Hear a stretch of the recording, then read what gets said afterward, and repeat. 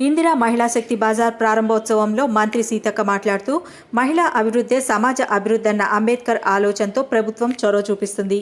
వ్యాపార రంగంలో మహిళలను భాగస్వాములను చేయాలని సీఎం రేవంత్ రెడ్డి భావించారు. 17 రకాల వ్యాపారాలతో పాటు బడా పారిశ్రామికవేత్తలు నడిపించే విద్యుత్ ఉత్పత్తి రంగంలో ఈరోజు రాష్ట్ర మహిళలు ఉన్నారు. ఆర్టీసీ అద్దె బస్సుల నిర్వహణలో కూడా మహిళలను ప్రభుత్వం భాగస్వాములను చేసింది. ప్రభుత్వం ఇస్తున్న అవకాశాలను ఛాలెంజింగ్ తీసుకొని మహిళా శక్తి చూపించాలి. మహిళలు అన్ని రంగాల్లో రాణించగలరనే విధంగా ముందుకు రావాలి. ప్రభుత్వ నిర్ణయాలతో కొత్తగా 1,00,000 మంది మహిళలు సంఘాలు చేరగా రాబోయే రోజుల్లో ఆ సంఖ్య 1 కోటి మందికి చేరాలన్నారు. ఈరోజు ఈ సంవత్సర కాలంలో మహిళల్లో వచ్చినటువంటి చైతన్యానికి, శక్తికి, సామర్థ్యానికి ఇంకా మరి ఒక ప్రేరణగా మరి వారు ఇవ్వడం జరుగుతుంది.